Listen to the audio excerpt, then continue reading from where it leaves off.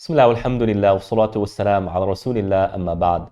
The end of Surah Ibrahim alayhi salam, Allah subhanahu wa ta'ala talks about tyrants and tyranny.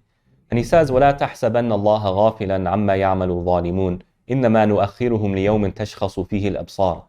Allah subhanahu wa ta'ala says, don't think that we are unaware of what the wrongdoers do. And we have our plan to deal with them. And then later Allah subhanahu wa ta'ala says, فَلَا تَحْسَبَنَّ اللَّهَ مُخْلِفَ وَعْدِهِ رُسُلَهُ إِنَّ اللَّهَ عَزِيزٌ ذُو انْتِقَامٍ. And don't think that Allah is not going to fulfill His promise to the messengers. Indeed, Allah subhanahu wa ta'ala vindicates the actions, He vindicates for the believers, and He avenges the injustices that happens. And so in our times today, what we find is this passion, and rightly so, to push back against tyranny. Like, that's a good mindset, and that is very Islamic. Al-amr bil-ma'ruf wa nahy anil munkar. Commanding good and forbidding evil is part and parcel of what it means to be a Muslim. However, what we find is that those who try and push back against tyranny have themselves become tyrants. Whether you look at the far right in America or the far left in America, they have their elements of tyranny. It's actually quite interesting. Fir'aun, who was the biggest tyrant, how does Allah describe him in the beginning of Surah Al-Qasas? Allah subhanahu wa ta'ala says, إِنَّ فِرْعَوْنَ عَلَى فِي الْأَرْضِ وَجَعَلَ أَهْلَهَا شِيَعًا يَسْتَضْعِفُ طَائِفَةً مِّنْهُمْ يُذَبِّحُ أَبْنَاءَهُمْ وَيَسْتَحْيِي نِسَاءَهُمْ إِنَّهُ كَانَ مِنَ الْمُفْسِدِينَ. In this verse, Allah subhanahu wa ta'ala says, Fir'aun became supreme in the land. And in that supremacy, he divided his people and he oppressed some of them, meaning the children of Israel.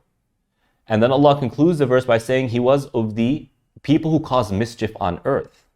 And you find that, these two behaviors, supremacy and causing mischief on earth, are the characteristics and behaviors of tyrants. So when Allah later in that surah talks about the people who are of the people of paradise, تِلْكَ الدَّارُ الْآخِرَةُ نَجْعَلُهَا لِلَّذِينَ لَا يُرِيدُونَ عُلُوًا فِي الْأَرْضِ وَلَا فَسَادًا. The afterlife is for the people who don't seek to create supremacy or to become supreme on earth, and they don't cause mischief on earth. Right? But again, look at the far right and the far left. The far right hides behind, or they promote this idea of supremacy. They want a certain ethnicity is supreme, and that supremacy has to be enforced. The left, on the other hand, they cause mischief with all of their nonsensical ideologies. And liberalism is nonsensical, it's unhealthy. And all this LGBT stuff, and all of it is unhealthy. The exposure, freeing, certain body parts, all of that causes and creates mischief. So both of them have aspects of tyranny, yet both of them claim to be fighting against tyranny. All right? It's very ironic. But a believer has insight, and Allah subhanahu wa ta'ala teaches us how to view the world. And so we as Muslims, we need to take a step back before involving ourselves in these discussions, and we should be involved in these discussions, but we need to take a step back and develop the akhlaq, the adab, the manners of engaging tyrants. Yes, there are manners when it comes to engaging tyrants, and this takes us back to the story of Musa alayhi salam with Fir'aun. Allah didn't just go tell Musa, "Oh Musa, go to Fir'aun and scream with your lungs and create a ruckus." Allah gave Musa characteristics, principles, manners to approach Fir'aun with. And what are they? Well, let's focus on 3. I'm sure there are more, but etiquettes. Just because we're dealing with a tyrant does not mean etiquettes are no longer valuable. Rather, they are. And the first of those etiquettes is word choices. We have to be conscious of the words that we choose even when we are dealing with a tyrant. And Allah subhanahu wa ta'ala says, اذهبا إلى فرعون إنه طغى فقولا له قولا لينا لعله يتذكر أو يخشى. Allah tells Musa and Harun, go to Fir'aun. He has transgressed. He is the tyrant. But go to him, وَقُولَا لَهُ قَوْلًا لَيِّنًا. Speak to him softly. Why? So that he remembers, perhaps he'll reflect, or perhaps khashya, fear of Allah, will enter his heart. So the word choices is important. Just because we don't like the person in front of us doesn't mean we become vicious with that person. Look at the Prophet ﷺ. Look at how he engaged Abu Jahl, Abu Lahab, Al-Walid, Ibn Mughira. Look at how he engaged them. He spoke to them softly, politely, using positive words, using polite words. He didn't curse them. He didn't constantly say, you evil, wicked people, and this and that. Why? Well, because how do we resolve anything using such wording? Don't we just add fuel to the fire? At least we're going to offend them. We're going to scratch their dignity. It's going to create a negative reaction. What are we going to expect when we start cursing out someone, using vulgar language against someone? They're going to react and say, oh, I see his point or her point. At least they're going to react in a negative way.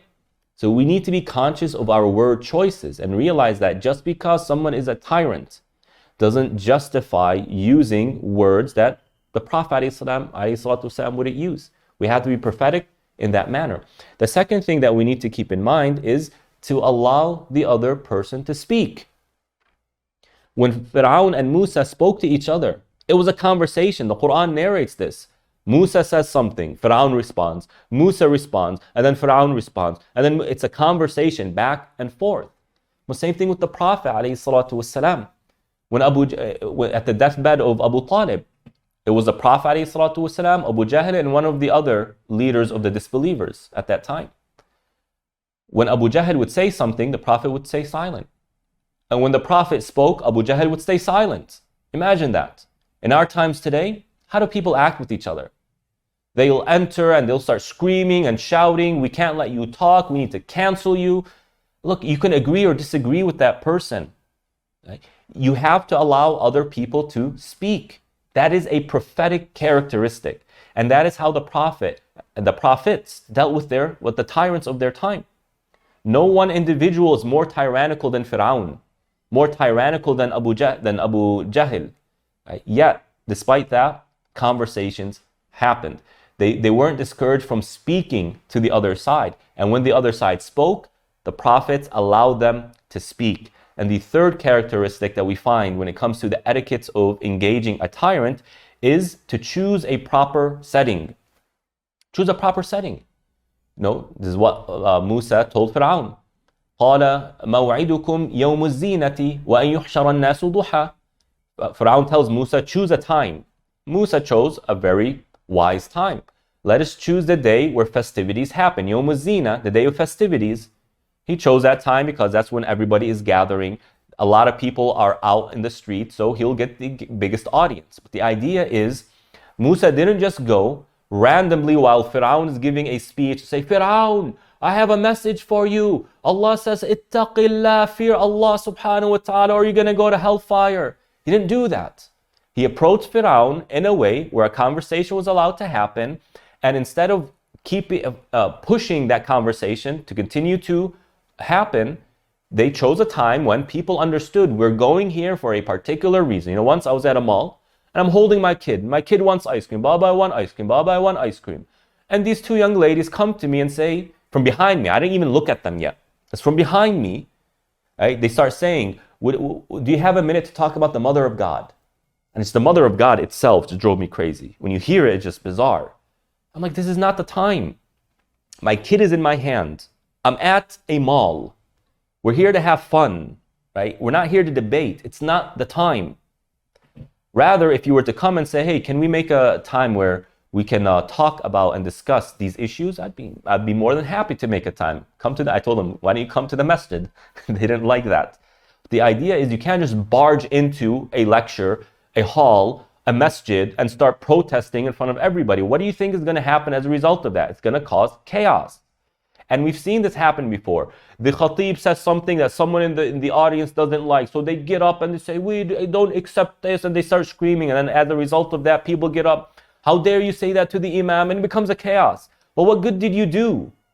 You didn't command any good. You didn't forbid any evil. In fact, you caused evil to happen. You caused good to be suppressed. So we Muslims, in light of all that's going on today, and there's a lot going on today, we must be engaged.